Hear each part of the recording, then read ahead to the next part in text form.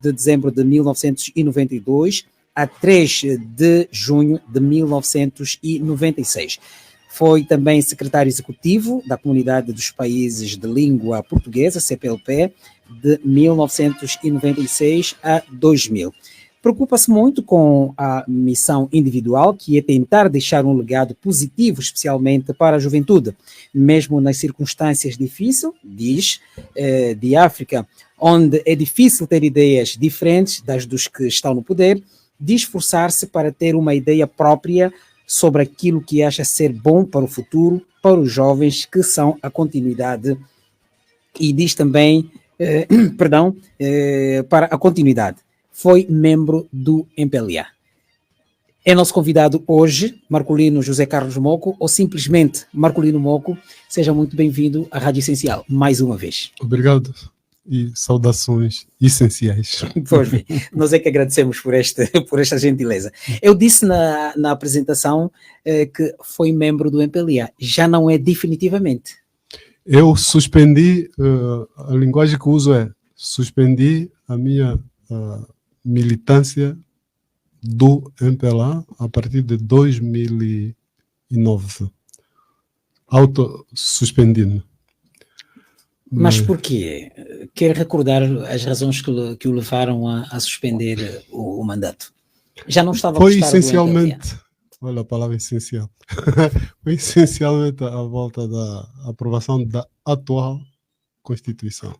Quer dizer, que na altura, em 2009, estava em preparação. Estava-se a preparar a nova Constituição, apareceram várias versões. Primeiro apareceu uma versão, digamos, em conformidade com a história de Angola, especialmente em conformidade com a lei constitucional que vigorava, que surgiu na sequência dos acordos de Bicesse. Lá entre 91 e 92, não é? Exato. E de um momento por outro apareceu uma brincadeira muito séria, né? Em que aparecem duas versões, entre as quais a pior parecia vir ser adotada como veio a ser adotada. Ora, esta Constituição, que é atual, consagrava todas as irregularidades que haviam acontecido enquanto vigente a Lei Constitucional de 92. Nessa altura já houve várias irregularidades, por exemplo, o presidente Eduardo dos Santos ficou 4, se não mesmo 5 anos, sem nomear um primeiro-ministro. Isso é grave, mas é só para destacar isso, porque depois houve várias outras irregularidades. E eu, na altura, colocando-me na situação de cidadão, e sobretudo de constitucionalista, que eu sou jurista, dizia nas aulas que eu dava e nas conferências para as quais me convidavam que aquele projeto era uma loucura. Porque, entre muitos aspectos, não vamos aqui tocar todos, senão não saímos daqui, fazia aquilo que os constitucionalistas europeus, que nós copiamos do século XVIII, diziam que não se devia fazer. Entregar o poder, todos os aspectos do poder, concentrá-los a uma só pessoa.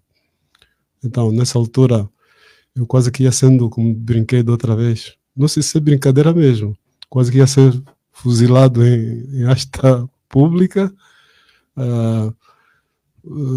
recebi ameaças de morte, mas como esse não é o meu problema, é o problema de todos os homens, vão morrer, eu não me preocupei muito com isso.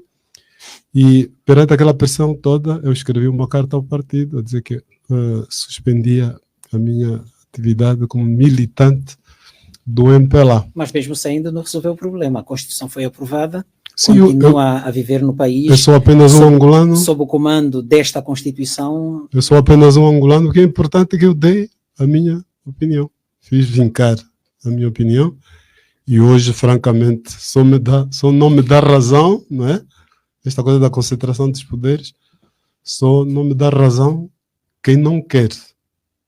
E é normal que haja pessoas que não queiram dar-me razão por várias razões. Não é? Mas não havia alternativas, não era ouvido quando mostrava que havia atos, ou pelo menos alguns aspectos de inconstitucionalidade ou de perigo, digo assim, na Constituição que estava a ser produzida. Eu continuo a fazer críticas hoje, não é? Sabe que por causa dessas críticas, um lugar que me havia sido oferecido um pouco forçadamente foi-me retirado. Sabe que eu fui administrador Não executivo da Sonangol. Da Sonangol, afinal, para não... Pensando que era isso que eu precisava, né? Então, o lugar foi-me retirado. Bom, não sou a única pessoa que está nesta linha e ninguém nos ouve, não é? Como dizia, como que chama a doutora, não me lembro agora o nome, essa gente não ouve. Pois, Filomena, a doutora Filomena. Filomena. Então, ninguém nos ouve. Agora, por não nos ouvirem, por não me ouvirem, não significa que eu vou mudar de opinião. Eu sou apenas um homem, entre muitos. O que é importante é que eu tenho as minhas opiniões. Usou aqui uma palavra, um advérbio, forçadamente, foi-lhe dado um lugar forçadamente na Sonangol. Por que é que entende que foi um lugar lhe dado forçadamente? Digo forçadamente para não dizer, agora você que vão me obrigar a usar um termo que não queria usar. Portanto, fui corrompido. Foi uma tentativa de corrupção. Este indivíduo, tentativa.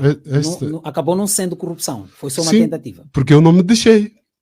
Por isso é que se pode falar de tentativa. Porque o raciocínio foi: ele fala muito porque não tem cargos. Se calhar não sabiam dos convites que eu tive, vários, no tempo de José Eduardo dos Santos, depois de eu deixar de ser secretário executivo da CPLP para ser embaixador. Eu não quis, porque eu não ia ser... Embaixador é um porta-voz. Eu não ia ser porta-voz de um sistema com o qual eu não estava de acordo.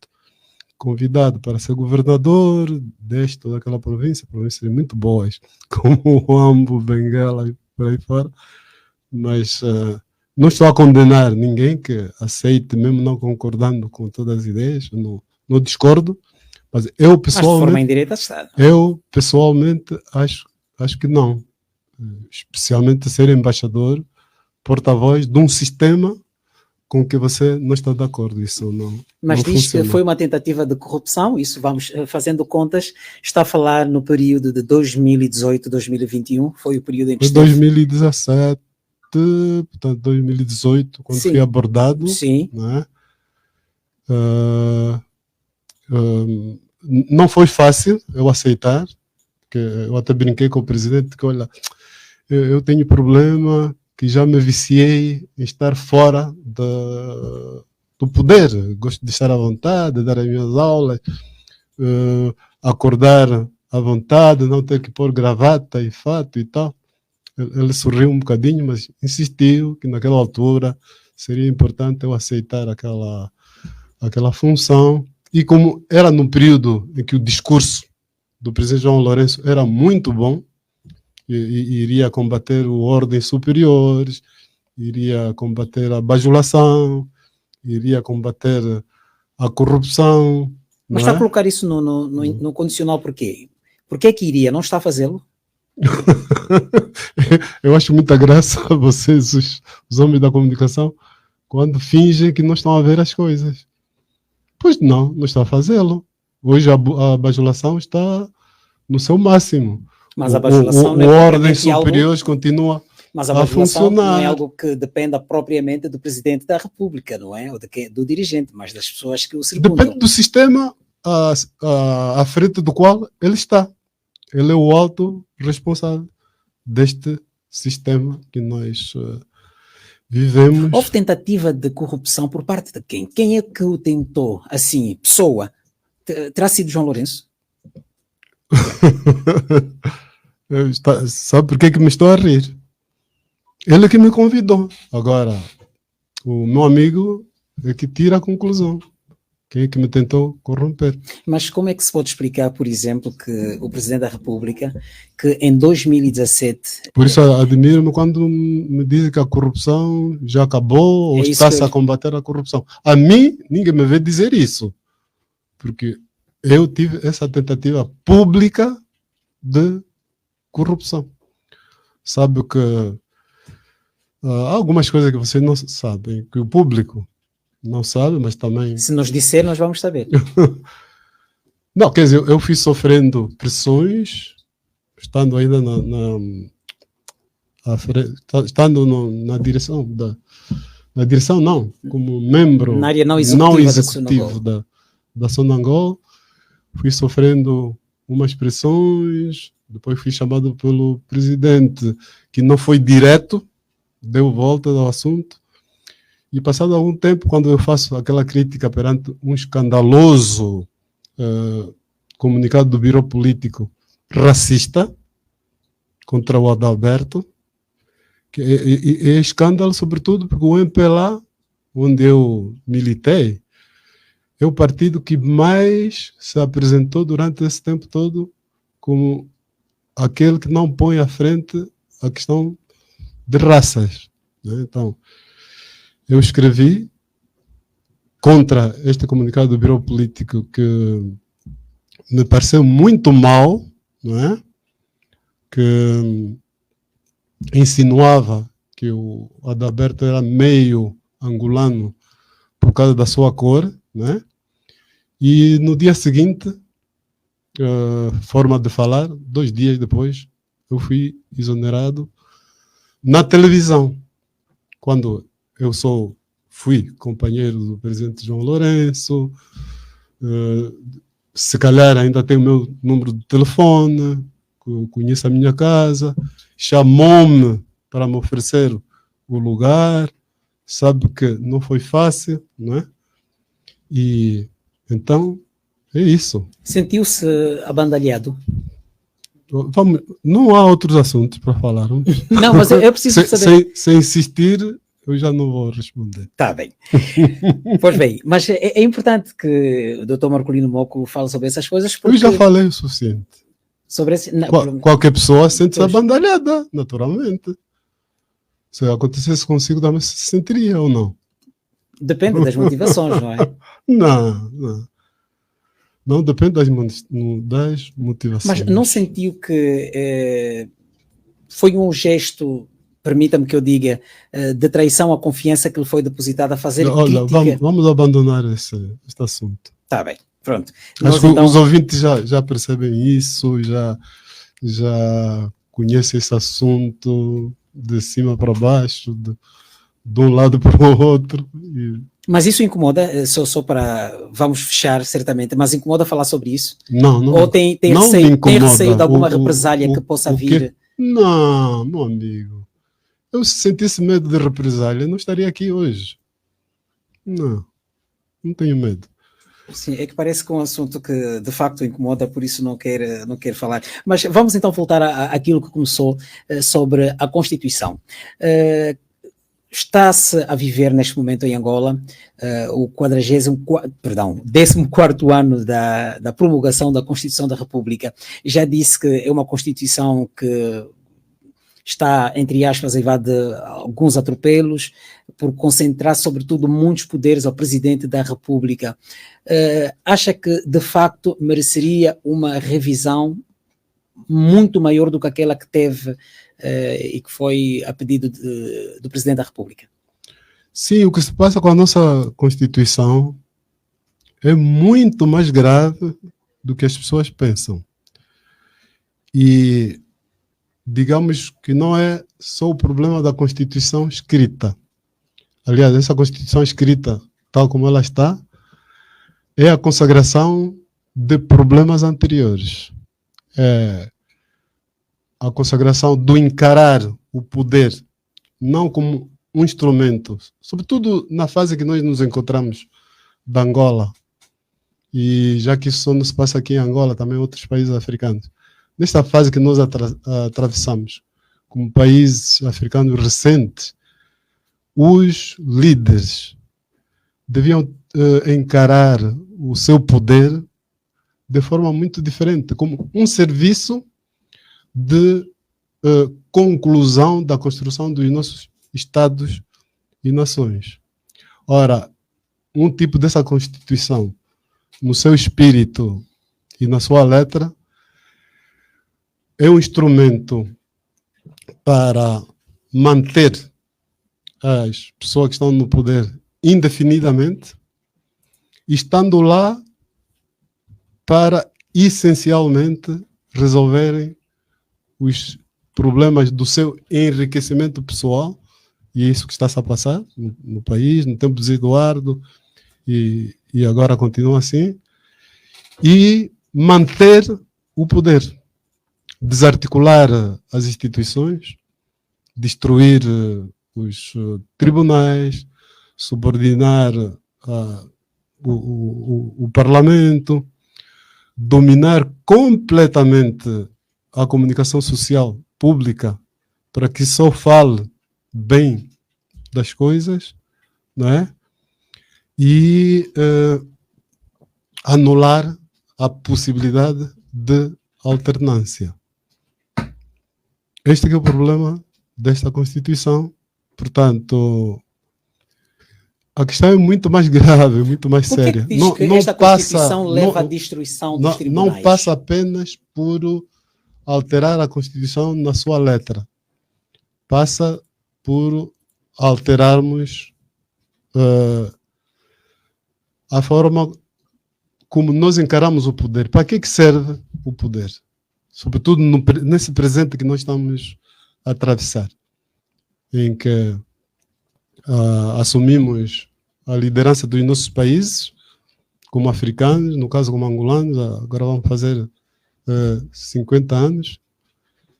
O que é que devemos fazer para trazermos, digamos, mais valias para além daquelas que a colonização deixou? Este é o problema que temos, portanto, passa por uma revolução mental.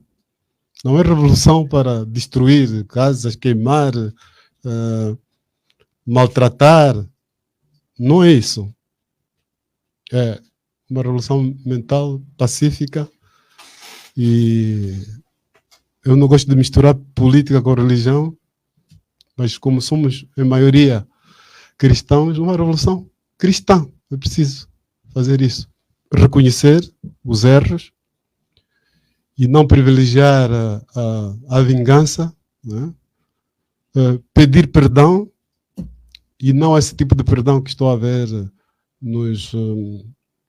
na publicidade do Civicop, que é para entregar, mobilizar as pessoas para pedirem os ossos e não sei quantos, de casos já esquecidos.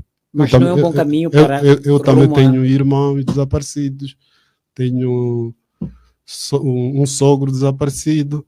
Quer dizer, agora a publicidade da Civicop, na Rádio Nacional, na TPA, etc., está a dizer-me para esquecer tudo o que está a passar, grave, né? Para eu procurar os ossos do meu sogro, do meu irmão e dos primos, que eram do MPLA, outros eram da UNITA, matamos uns aos Doutor, outros. o que está a dizer... Esta preocupação, essa publicidade que está a fazer hoje, quando devíamos pensar nos problemas sérios do presente e começarmos a construir um futuro melhor, independente da vontade do partido que está no poder, independente do atual presidente da República, independente do Marcolino Moco, independente de si. É isso que devíamos fazer, mas essa Constituição que temos, e sobretudo as atitudes das pessoas que estão hoje à frente do sistema, bloquearam tudo. Está tudo bloqueado. Eu perguntava-lhe, dizia que usa-se este mecanismo, a Civicop, para tentar esconder os verdadeiros problemas do país. Por que haveria necessidade disso acontecer? Diversionismo para que as pessoas se esqueçam, mas não é o único, há outros tipos de diversionismo. No ano em que se aprovou esta Constituição, criou-se um grande diversionismo, que foi o CAN de 2010. Agora há vários diversionismos. É tudo visível, não é? E é uma pena. Infelizmente, não é um problema só angolano, é um problema de muitas Áfricas. Hoje, perante a morte do presidente Ag Bengop, vamos justamente aproveitar para apresentar a diferença entre uma liderança. Eu vi a falar da morte este último presidente da Namíbia, como se fosse o primeiro presidente alguns comentaristas parece que estão a fazer alguma confusão. O primeiro presidente da Namíbia foi Sanu Joma, claro, que ainda está vivo, está à beira dos 100 anos, ainda está vivo. Mas eles todos seguiram um caminho diferente do nosso, que é andar a pancada, fazer afoguentar os brancos, chamando-os de colonos no sentido mais negativo, né? Evitaram tudo isso. Hoje, realmente, a maioria negra está no poder, mas não houve aquela descolonização no sentido negativo. Estamos a falar da Namíbia, mas também estamos a falar já da África do Sul, do grande Nelson Mandela. E o que é que vemos? Tem problemas, sim senhor, mas tem instituições, tem tribunais que são capazes. O Tribunal Sul-Africano, por exemplo, é capaz de chamar o presidente para ir dar esclarecimentos. Agora, imagina isso aqui em Angola. Não, aqui em Angola é o contrário. Não seria capaz, por exemplo, em Angola não seria capaz o presidente aqui que dá orientações aos tribunais. Aos tribunais. Em Angola não seria capaz, por exemplo, de acontecer o que aconteceu na África do Sul, com a destituição, por exemplo, do presidente, do então presidente, não foi o que substituiu o Jacob Zuma? Não me pergunte isso, porque é um processo contra João Lourenço. E eu ia perguntar-lhe. E todos já vimos que aqui em Angola não é possível. Mas é neste sentido que eu iria colocar. Enquanto jurista, também, é advogado, é jurista ligado ao direito, este processo, tal como está no Tribunal Constitucional, acredita que tem apenas para andar, dado que já disse em instantes que existe uma dependência e um interesse desta Constituição em destruir os tribunais?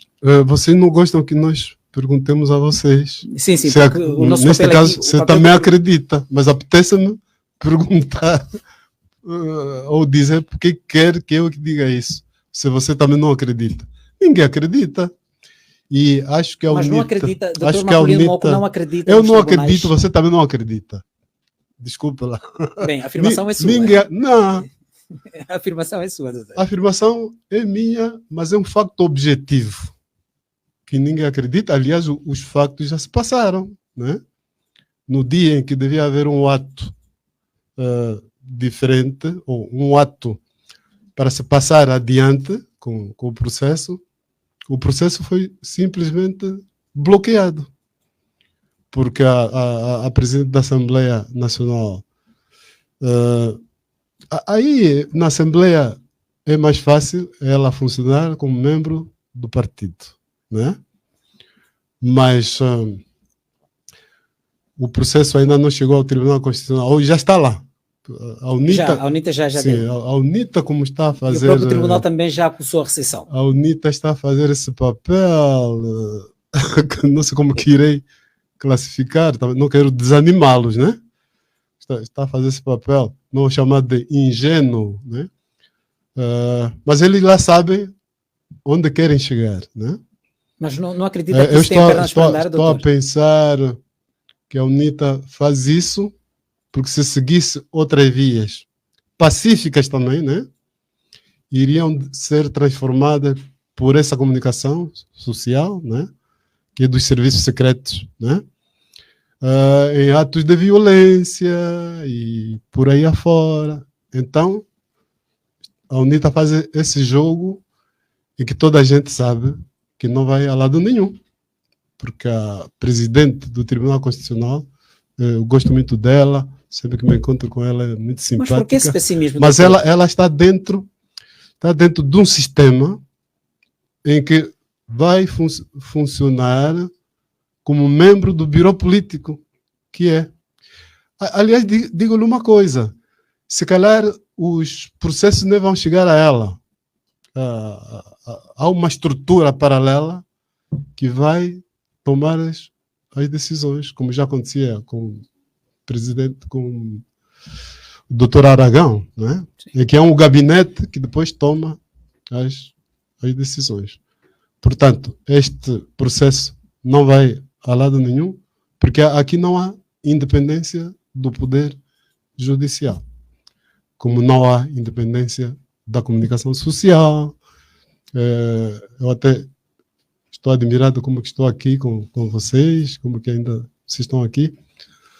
Talvez o presidente não costuma vos ouvir. No início do mandato, João Lourenço dizia que ouvia muito, não digo a Rádio Essencial. Ou talvez porque você tem essa linguagem de fingir que isso está tudo bem, o moco é que fala e tal, porque que você está pessimista. Você agora está me perguntando por que estou pessimista. Sim. Isso é pessimismo? Sim, porque... Isso é a realidade. Mas eu pergunto isso por quê, doutor Marcolino Moco? Porque você quer fingir. Não necessariamente. Quer fazer o papel de advogado do diabo. Né? Mas a ideia não é essa, doutor. A ideia é mesmo perguntar-lhe. Não acredita que a doutora Laurinda Cardoso teria consciência própria para tomar decisões? Da outra vez, ela não pode. Faça as responsabilidades que tem. Esqueci o meu seu nome. Pimentel. Tu sabes que ela não pode. Ela não pode. No outro dia, eu por acaso não estava cá, eu prefaciei um livro de Dom Camões, foi apresentado, ela estava lá. E aquilo, eu agora não me lembro exatamente as palavras que usou, né? Mas ela disse claramente que não pode tomar determinadas decisões. Se eu estou a desvirtuar o que ela disse, pronto, ela que me diga, que me chame, conversemos.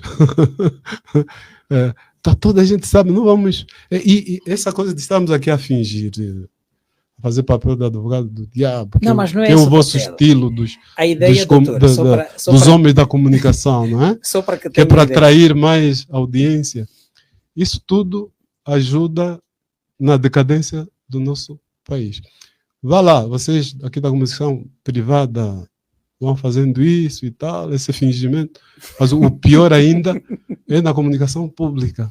Mas... Quando utilizam, por exemplo, um gênio da comunicação social como que chama? Mesmo o Cabingano Manuel, diretor de informação da Rádio Nacional. Sim, perdão, PTP. Exato. Quando utilizam... Olha, o nome agora está a fugir, o grande comunicador da televisão. Não sei se está a falar de Ernesto Bartolomeu. Quando utilizam o Ernesto Bartolomeu para ler comunicados dos serviços secretos, isso é destruição. Vocês da comunicação social, de forma pacífica, deviam pôr ponto final a isso. Isso não é, digamos, fazer mal ao presidente, não é fazer mal a ninguém. Porque quando nós acabarmos com esse tipo de atitudes, este país vai ser bom para todos. Este país vai ser bom para todos. E está assim porque nós estamos a funilar o país. Né? Vocês da comunicação social não tomam posições. Os professores tomam posições, mas é só de ordem sindical. Os... médicos também são de ordem sindical, os juristas... Qual é que acha que devia ser o papel da comunicação privada neste caso?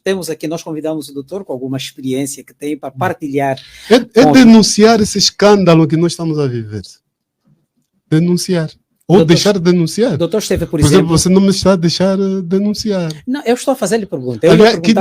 Nem precisa... Eu acho que até a fase de denunciar já passou.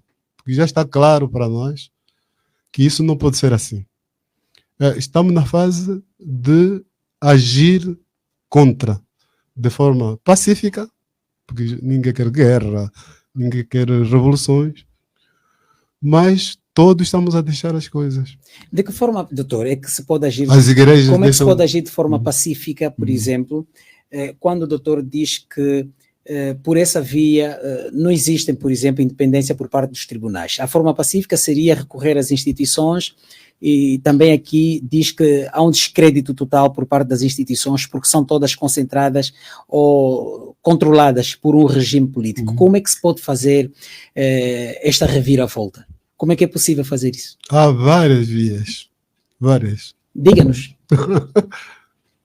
Há várias vias. Preciso pensar nela. Por exemplo, eu estive à frente com outras pessoas como o Francisco Viana, do Congresso da Nação, onde nós apresentamos propostas concretas. Uma proposta global que nós temos como mais velhos, eu pessoalmente tenho insistido nela, para que tenhamos um sistema aberto, um sistema de competição política que foi anulada, não é? É acabar com esse medo de que se eu perder as eleições, e esta é uma mensagem mais para aqueles que exercem o poder, né?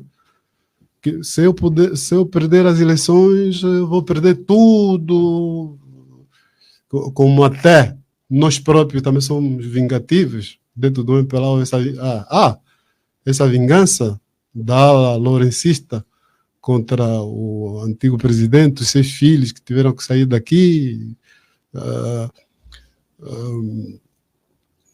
desmobilizar as suas empresas que já funcionaram e tudo.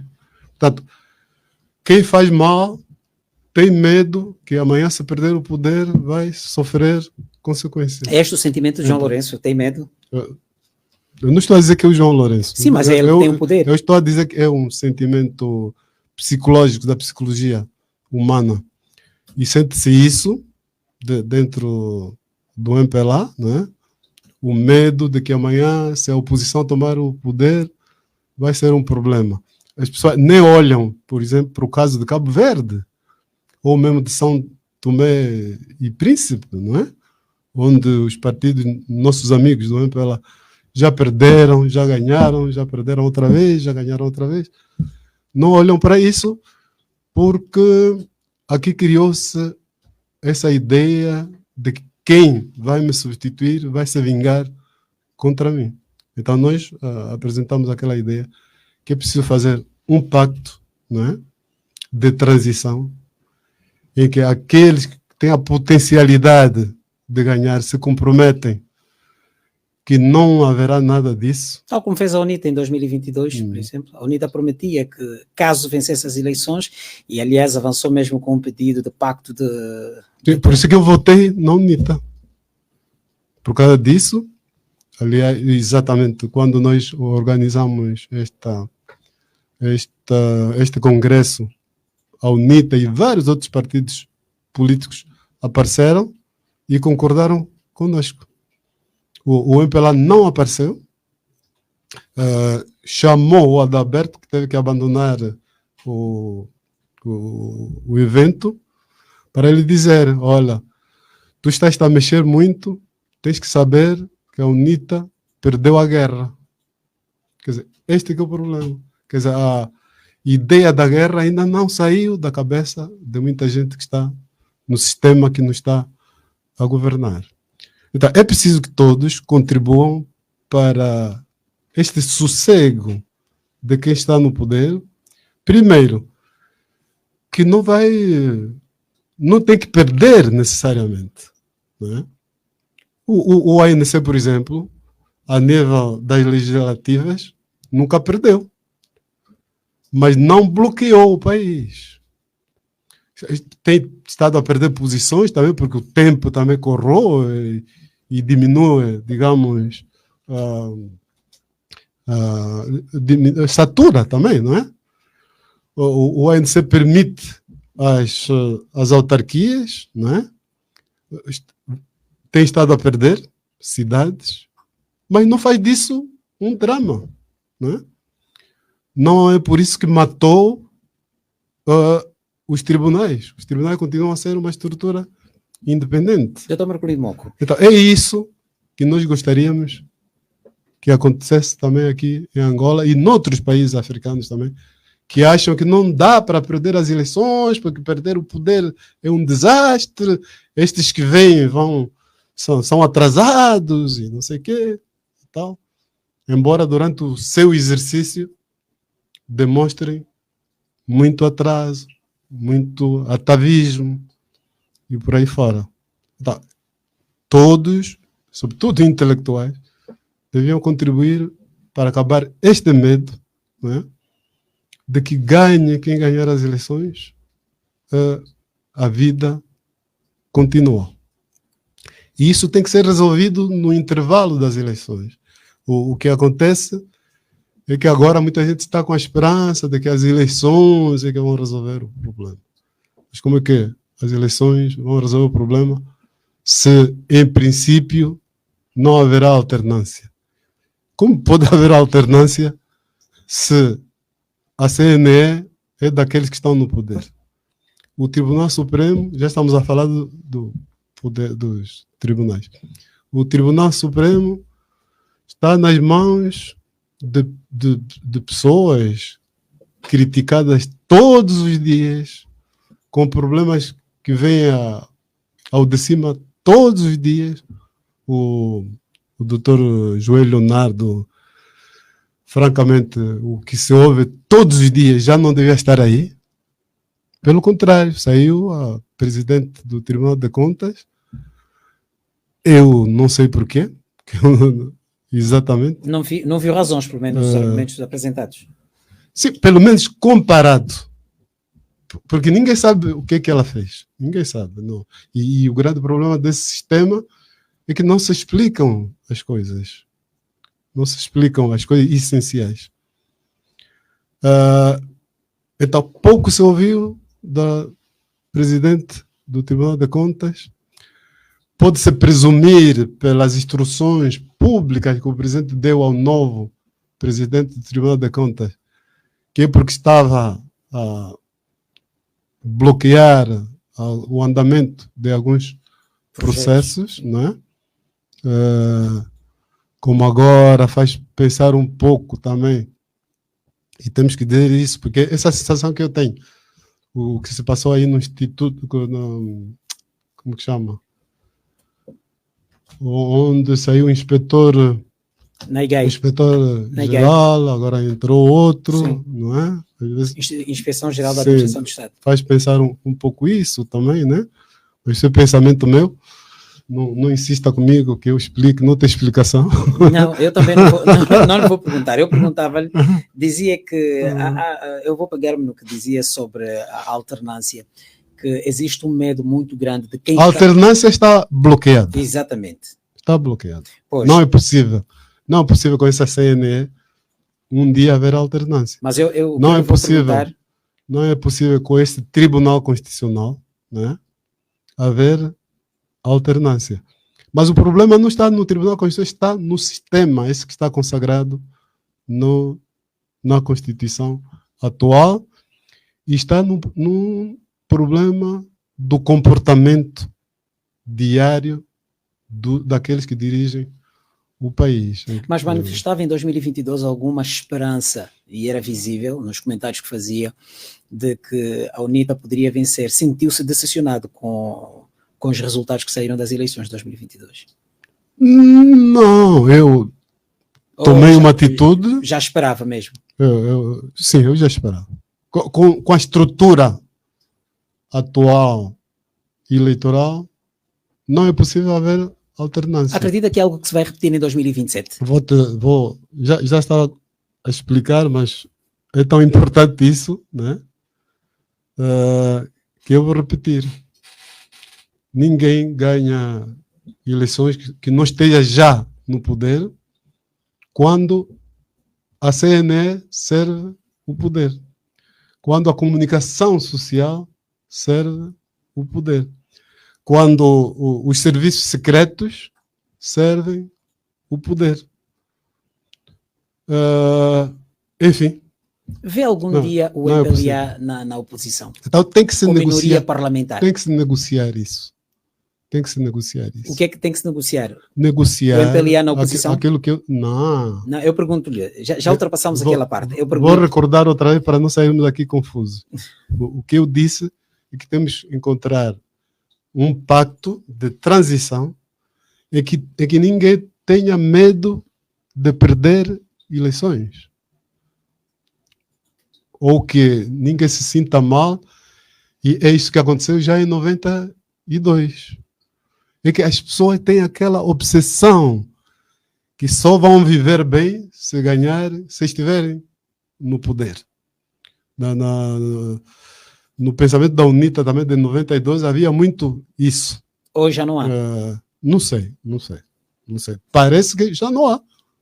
Até porque entre eles próprios já tem candidaturas múltiplas, não é?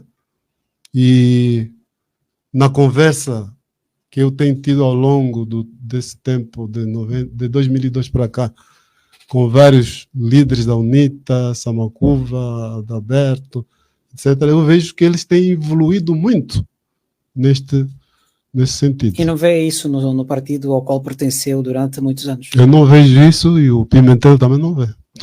Não, mas António Venâncio, por exemplo, candidatou-se. Tentou a candidatura, mas por alegadas... Não acha que faria melhor não candidatar-se? Por alegadas irregularidades no processo, não conseguiu então candidatar-se. Sim. Acha mesmo que ia conseguir? Ele experimentou, certamente. Né? Mas não vê democracia dentro do MPLA? Nem eu. As pessoas são travadas, a princípio, a não candidatar-se ou a autocensura? Nem eu, nem o Pimentel sabe perfeitamente que não é possível isso. Só se for no próximo congresso, vamos ver. Né? Vamos ver. Quando, por exemplo, se ouve que o Higino quer... foi secretário-geral. Depois tem esses atos. Basta ouvir-se que alguém quer candidatar-se, por exemplo, ouvir-se o caso do Higino.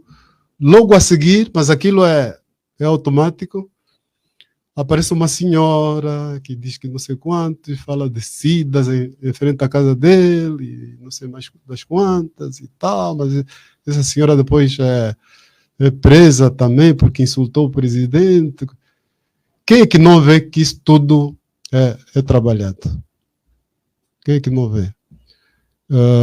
Que os membros do MPLA, com algumas exceções, todos têm medo das represálias, etc. Né? Aliás, essas represálias contra um Marcolino Moco são visíveis, não é? Quem é que não vê isso? Tem sentido represálias por parte do MPLA em relação à sua pessoa, Dr. Marcolino? Eu tenho, e tu sabes que eu tenho tido represálias. Mas de que forma? Não, sinceramente, doutor, de que forma é que tem sentido isso? De várias formas. Procuram... Por exemplo, um exemplo concreto, mas eu já falei isso tantas vezes. Não falou aqui, é essencial, certamente. Para que tu não digas que eu não quero falar disso, vou falar de uma coisa. Por que eu não dou aulas, por exemplo, na Faculdade de Direito? Eu sou doutorado, não é? Há poucos doutores em Angola. Bom, não sou o único que estou nesta situação. De outra vez, ainda bem que me lembrei disso, de outra vez, quando houve o segundo congresso sobre direito constitucional, Bonavena também falou das represálias contra ele. Uma vez falei isso numa conferência e há um camarada, não vou dizer o nome dele, não sei que tu me obrigues. Não precisa obrigar. O camarada Moco não deve falar isso, porque o doutor Jacajamba, que é da UNITA, dá aula. Eu disse, olha, o doutor Jacajamba é o exemplo de homem que não faz mal a ninguém. Por isso que vocês deixam ele dar aula. E o doutor faz. E porque é da UNITA. O doutor faz mal a alguém. Sim, eu faço mal à juventude, segundo eles. Né? Só falta me dar a beber a cicuta, como se fez ao Sócrates. Né? O doutor Alberto Neto também impedido, porque queria um partido, não é? Doutorado, há muitos anos, mas preferem estar como tem professores catedráticos muito bons, é verdade, mas podia haver mais, ou mesmo que fossem auxiliares, não é? Então isso é represália ou não? Você não sabia, então eu disse. Não vou falar de outras, porque senão vão dizer que eu falo como alguns têm pensado por causa disso. Não, eu não. O que eu tenho estado a fazer é dar as minhas opiniões, dar as minhas sugestões como angolano, como mais velho, experiente. É só. Agora, que sofro represálias, sofro e muita gente sabe. Represálias. Agora, disse que eu me lembrei. Esteja à vontade. Agora, há uma represália, e é aí que os intelectuais, por exemplo, deviam se levantar, entre aspas, pela positiva. Esta recente. Quer dizer, o doutor, o professor doutor André Sango, no seu departamento, na Faculdade de Direito, promove com outras pessoas lá dentro da faculdade o segundo congresso do Direito Constitucional, onde eu finalmente também fui convidado. Levamos mensagens moderadas, não é? Até tendo em conta o sistema em que estamos, porque aqui a ideia não é partir as coisas, não. Todos temos consciência de que tudo tem que ser feito de acordo com a realidade, por isso que eu falo sempre em transição, pacto de transição. Aquele congresso pareceu-me bastante moderado, poderá ter havido uma outra mensagem um pouco forte dos dois extremos. Por exemplo, o Dr. Onofre, no outro extremo, atacou-me de forma cobarde quando eu estava na plateia. Disse despropositadamente que eu devia ter mais cuidado com as palavras, porque fui primeiro-ministro, fui isso e aquilo. Isso foi muito feio, não é? Mas pronto, foram episódios. Mas, de forma geral, aquele congresso devia ser apadrinhado, não digo, saudado pelas autoridades. O que aconteceu ao professor doutor Sango? Foi afastado da academia ligada aos serviços secretos, né? A segurança do Estado. Ele também é membro da segurança do Estado. Recebeu uma ordem para não continuar a dar aulas aí.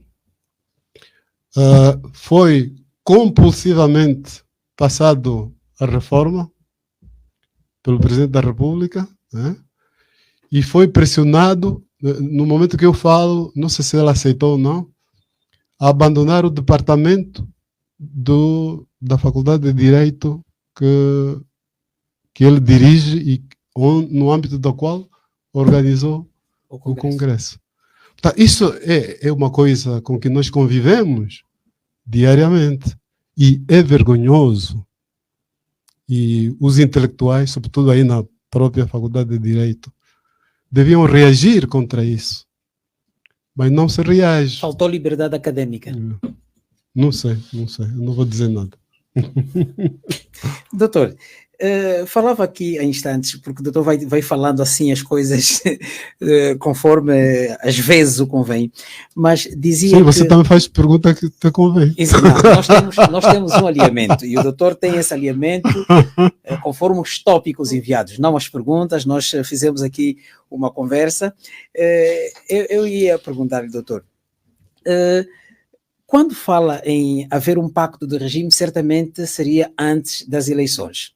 Mas esse pacto não disse pacto de regime. Pacto de transição. De transição, sim. Exatamente. Obrigado pela correção.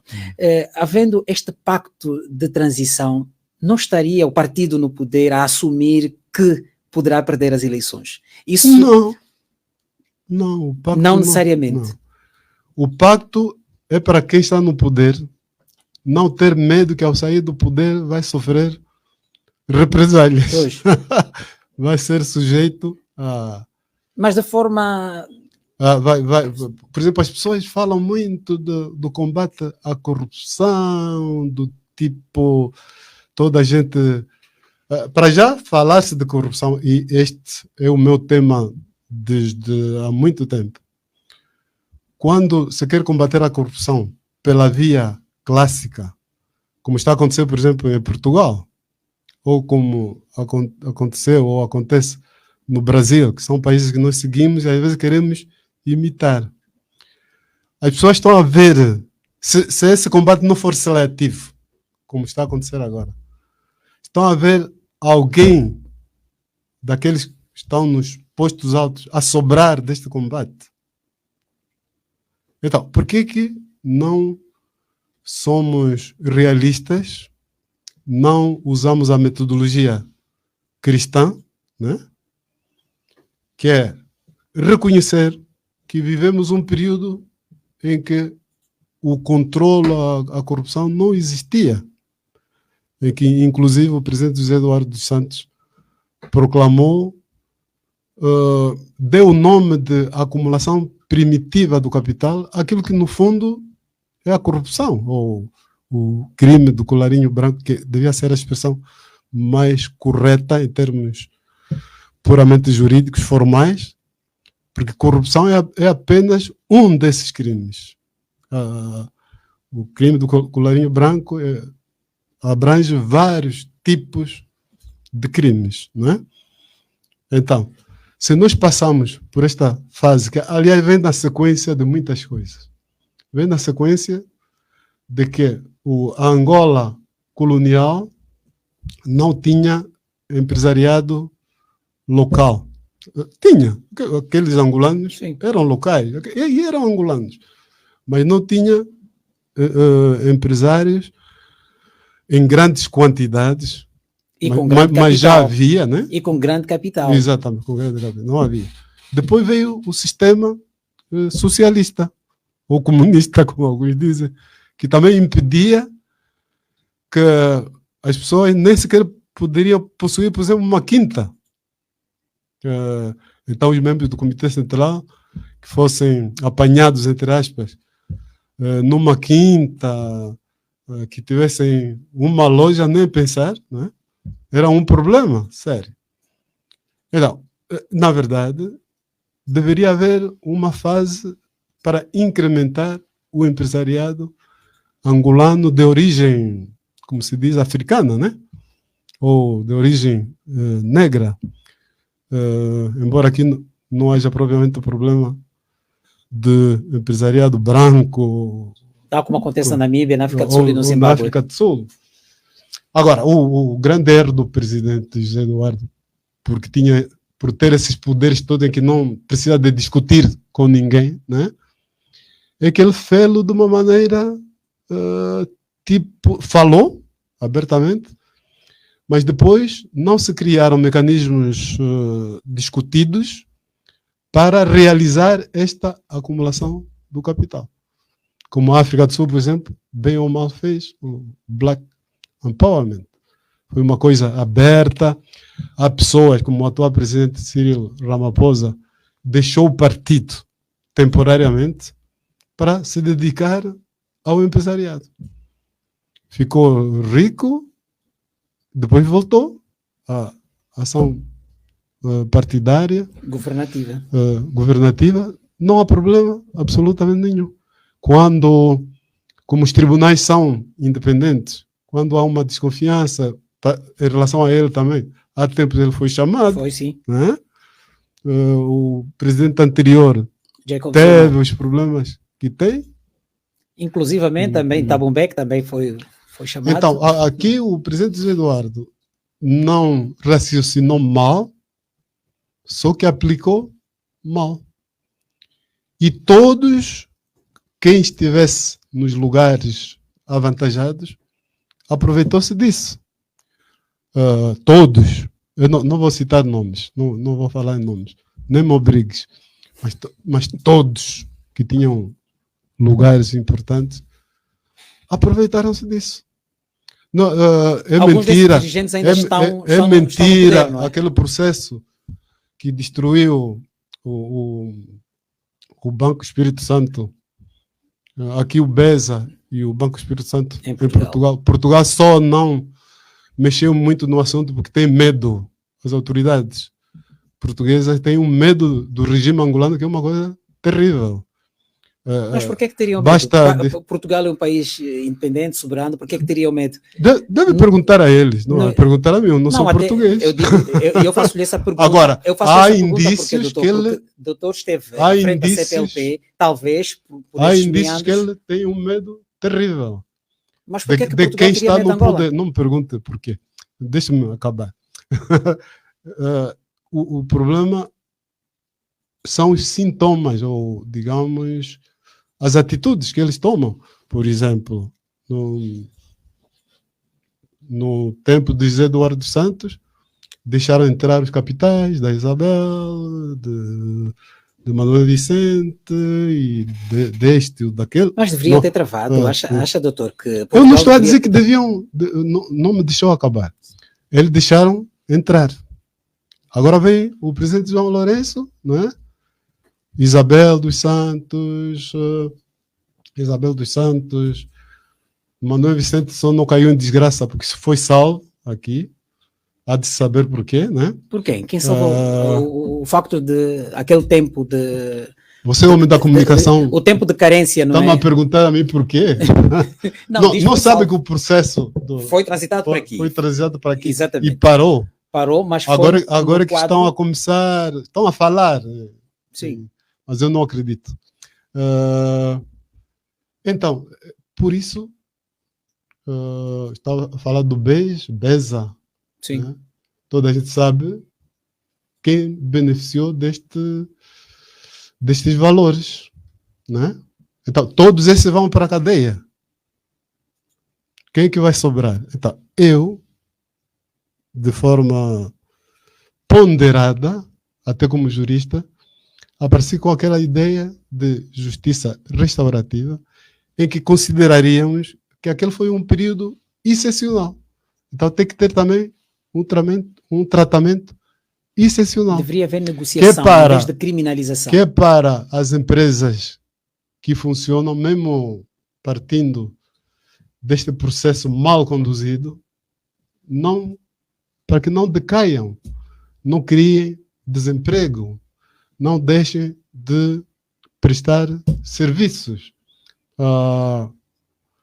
Aqui, à margem, antes de virmos para aqui, não brincamos que a comunicação social, como chama? A comunicação. Exatamente. Não está a funcionar. A engenheira Isabel devia ficar aqui pelo menos 2 semanas para consertar e regressar. Assim a brincar, né? Exato. Mas isso é sério. Quer dizer, devido ao espírito de vingança, até intestina, né? Porque uns ficaram mais ricos, outros...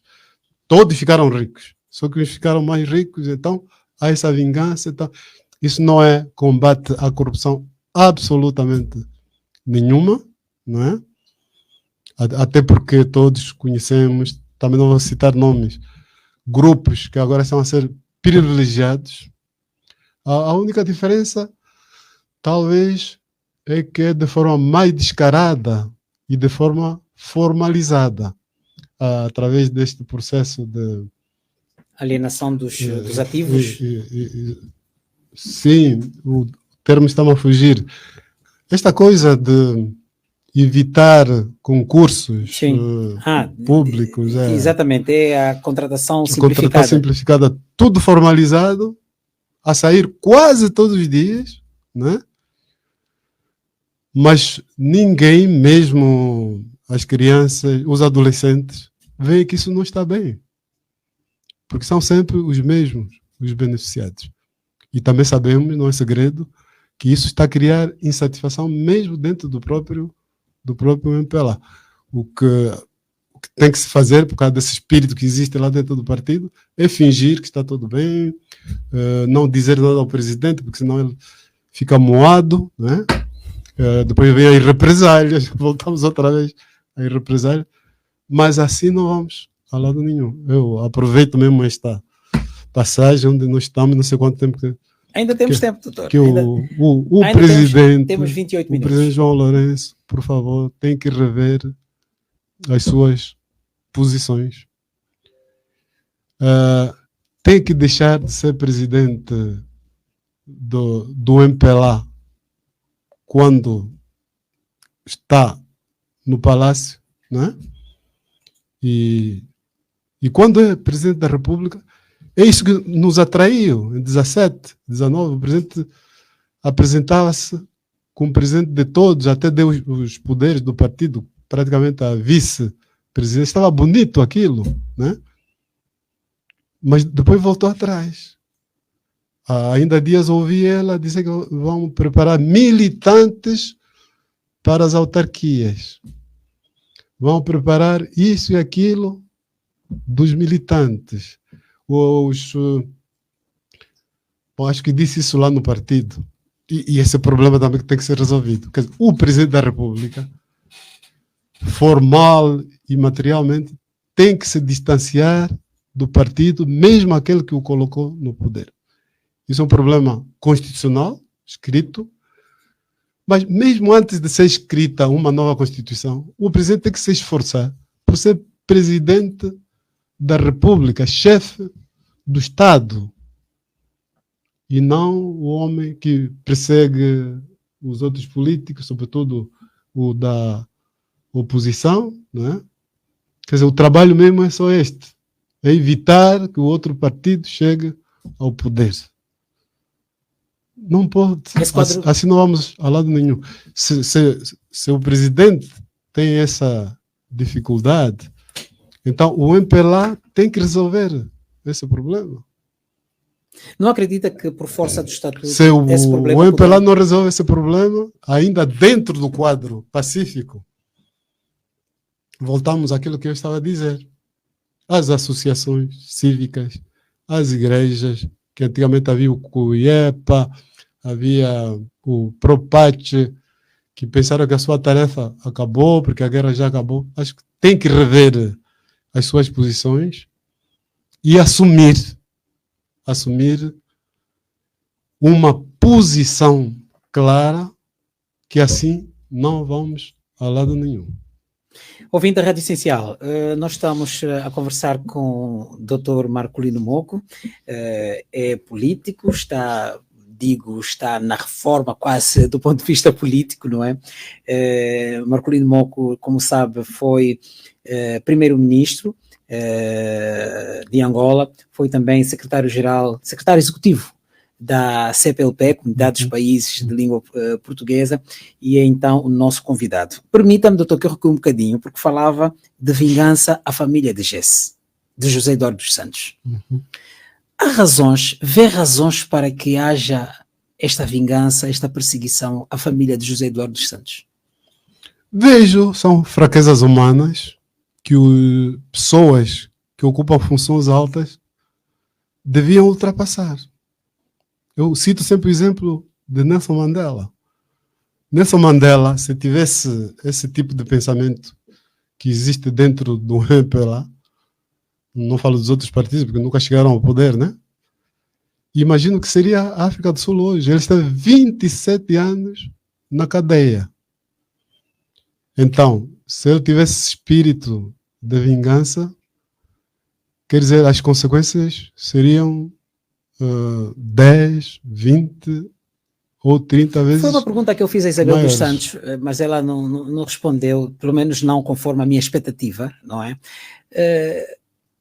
Porquê vingança a filhos de José Eduardo dos Santos? Ou porquê vingança a José Eduardo dos Santos? É a educação que existe dentro da organização.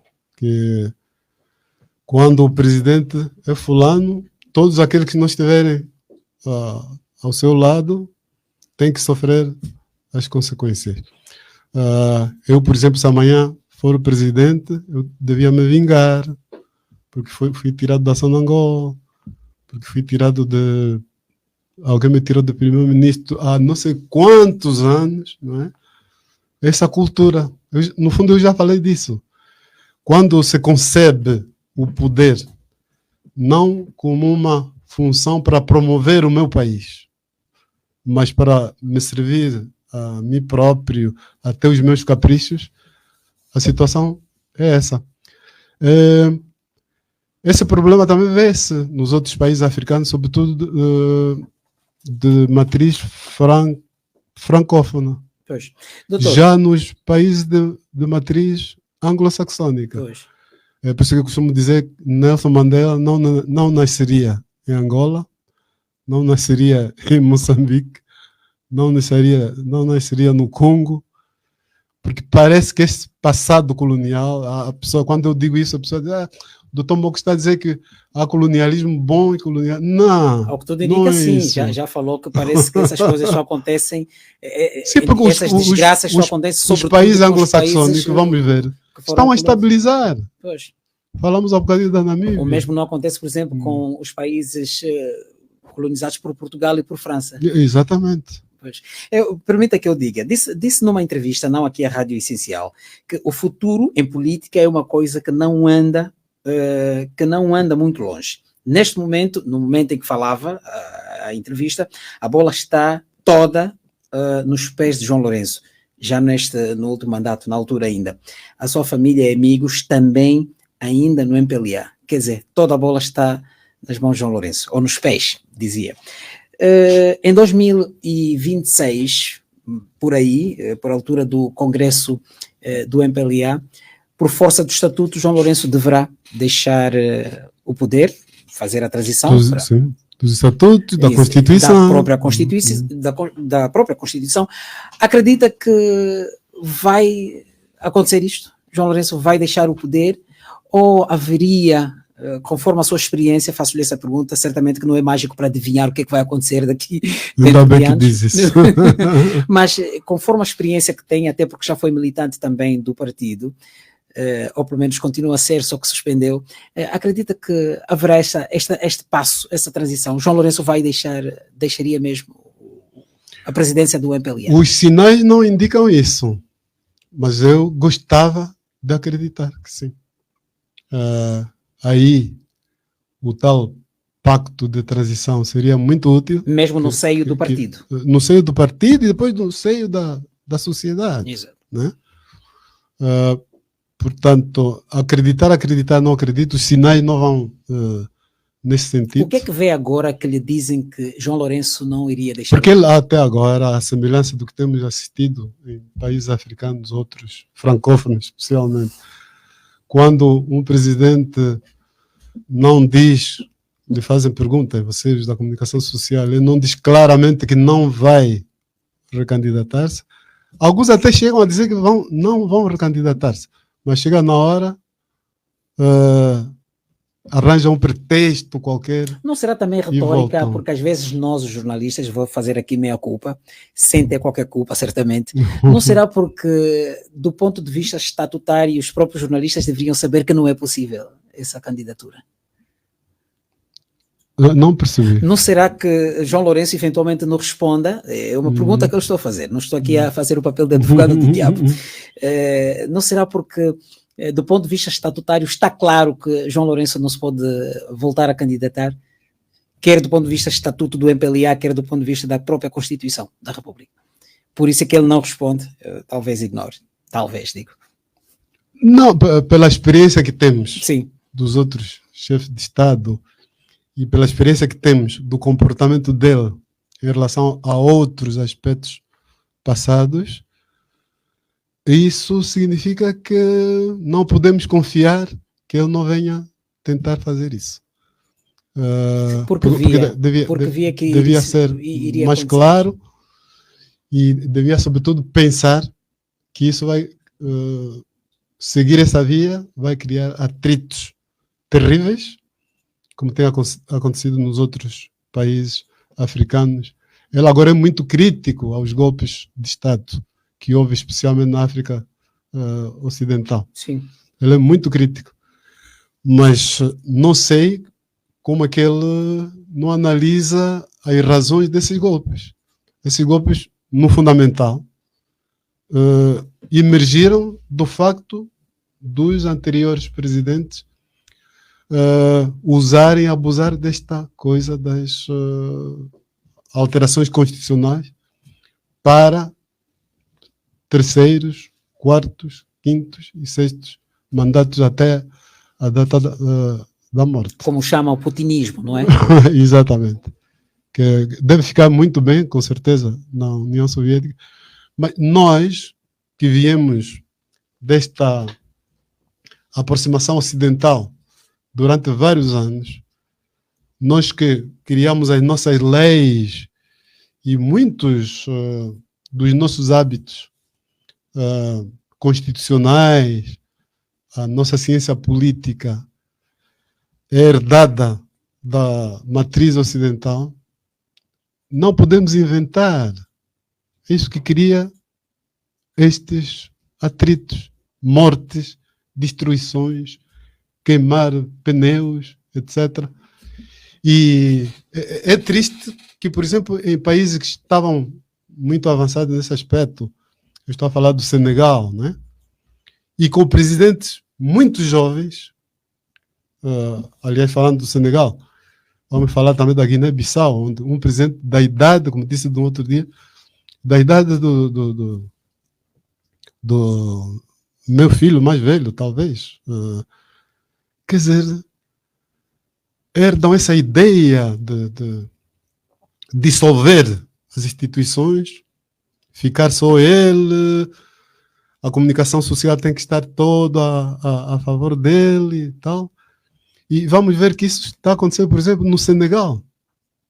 Aliás, há uma proposta de lei que já foi aprovada na globalidade sobre segurança nacional e que prevê atribuir ao Presidente da República alguns poderes, inclusive para, dentre as várias coisas que foram ditas, para inclusivamente poder... Exatamente, olha, um dos sinais Exato. É essa lei da segurança nacional. Sim. Que nos faz levar ao passado, adotar uma espécie de brigadas populares de vigilância, não é? Acho que mas é uma lei desnecessária. Acho que você não... A BPV, não, eu era muito miúdo na altura aí. Era miúdo na altura. Em que todos têm que ser transformados em agentes da segurança. Se bem que hoje praticamente é quase isso que existe. Eu às vezes até penso que paus, árvores também são agentes de segurança. Dr. Marcolino Monco. Então tudo isso é muito triste. E eu gostava de perguntar se são essas pessoas, se essas pessoas, algumas, estiveram na luta armada com armas na mão, se quando lutavam para correr, como se diz, com o colonialismo, é para isso que o faziam. É para reprimir, para impedir, para não permitir o usufruto dos direitos humanos, dos direitos fundamentais dos outros cidadãos. É muito triste.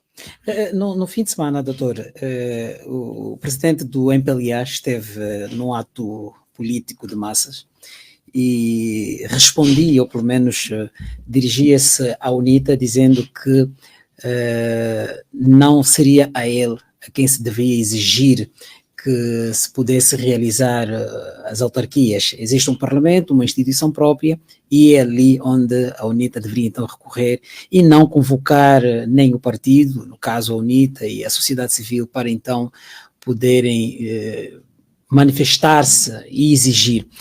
Como é que olhou para este pronunciamento? A quem é que a sociedade civil, não vou falar aqui da UNITA, mas a quem é que a sociedade civil deveria exigir? O presidente João Lourenço, enquanto presidente do partido, não teria, interesse ou a possibilidade de influenciar, pelo menos, o seu partido no Parlamento para que se vote o último pacote, o último diploma do pacote legislativo autárquico, do seu ponto de vista? Isso está muito claro. Não só para mim, mas para si e para toda a gente. Quem não quer autarquias, mas disse de viva voz, quem não quer as autarquias é o sistema que nos governa hoje. Eles querem, tal como está consagrado na Constituição, embora a Constituição fale de autarquia, mas querem encontrar mecanismos práticos em que o poder não se divida com ninguém. Tanto, e depois colocam-se numa situação de atavismo terrível. Porque hoje não há praticamente países que não tenham autarquias. Até países ditatoriais têm autarquia. Porque a autarquia é uma forma de descentralizar o poder para o Estado ser mais eficaz. O Estado colonial salazarista tinha autarquias. O Huambo, a cidade, era uma autarquia. Ora, um dos autarcas do Huambo ainda está vivo, está em Portugal. Falei com ele há tempos. Então, e isso aqui, o sistema angolano, encabeçado pelo presidente João Lourenço, está a fazer, isso é muito grave. É grave, é muito grave. Por isso temos problemas nas cidades. Luanda está ingovernável. Luanda está ingovernável. Todas as cidades estão ingovernáveis. As pessoas falam dos governadores, falam da incompetência dos governadores, da Lotinolica, estou a falar do Huambo. Mas não, o problema não está aí. O problema está que eu evito sempre utilizar expressões muito fortes, né? O problema está que este sistema, na ânsia de controlar todo o poder, está a forçar aspectos incompreensíveis. De forma pacífica, por doutor, exemplo, é possível alterar este quadro como sugere? Em Moçambique, é verdade, ainda no plano eleitoral, falta de transparência eleitoral, mas as autarquias estão lá.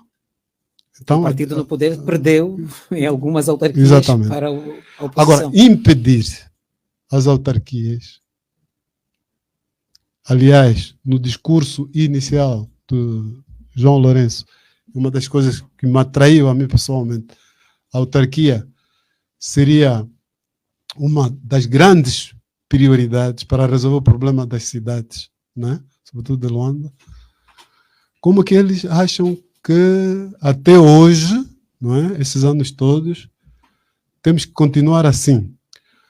Porque o presidente João Lourenço não pode dizer que esse é o problema da Assembleia Nacional. Não pode. Mas não é? Não. Não é responsabilidade dos deputados discutirem isso, doutor? Nem pouco mais ou menos.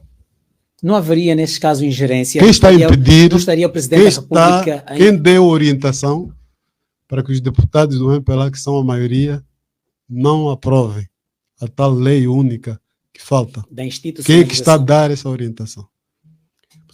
Às vezes, quando... Sobretudo o presidente José Eduardo era um pouco mais cuidadoso, era um pouco mais discreto. Ou não falava, né? Ou dava uma voltazita.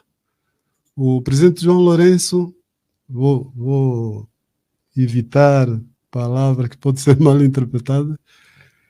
Pode usar sinônimos mais leves. Às vezes o sinônimo não aparece, né? Dá a impressão que toda a gente está a dormir, pronto. Não, todas as pessoas não estão a ver nada. Então, como que ele resolveu o problema da não destituição proposta ingenuamente? A UNITA também não vai gostar dessa palavra. Ingenuamente pela UNITA. Como que ele resolveu?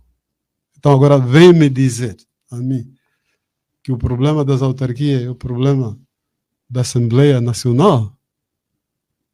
Isso é inaceitável. Ninguém pode aceitar isso. Não se pode continuar assim a insultar as pessoas.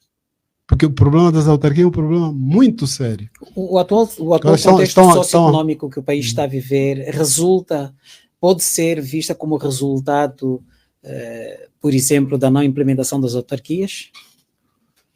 Pode haver aqui uma colação? Resulta dessa coisa global que nós estamos a falar, que é o poder afunilado. Um poder que se constitui só para manter os que estão no poder indefinidamente. Um poder que se constitui para enriquecer os que estão no poder e que devem estar lá indefinidamente. E que, por isso, não elabora políticas, não é, que ponham o país a funcionar. Um país em que quem está no poder, por exemplo, não se importa das consequências de uma justiça seletiva que está a fazer contra as empresas da engenheira Isabel dos Santos. Não importa como é que as organizou, mas elas funcionavam. Vamos voltar outra vez à Há brincadeira. casos contrários de empresas, por Vamos exemplo, voltar outra vez à que não estão a brincadeira. funcionar, A brincadeira da Unitel. da Unitel que não funciona. Da outra vez funcionou para o PSA telefonar para um jogador de futebol que depois, ai meu Deus, Angola, obrigaram ele a pedir desculpa. Pronto. Mas, Então, por isso que estamos assim. Eu não sou economista, então não vou para além daquilo que eu domino. Quando se ouve economistas, é do tipo: este país está assim porque não há diversificação da economia. Mas devia-se dizer por que não há diversificação da economia. O poder está afunilado. Querem, tal como no tempo do presidente José Eduardo dos Santos, a riqueza encaminhada só para um lado. Eu vou dar um exemplo, já estamos no fim, não? exatamente. Os adubos. Eu como vou muito ao campo. Os adubos são importados por uma empresa. São armazenados por uma empresa. São distribuídos por uma empresa.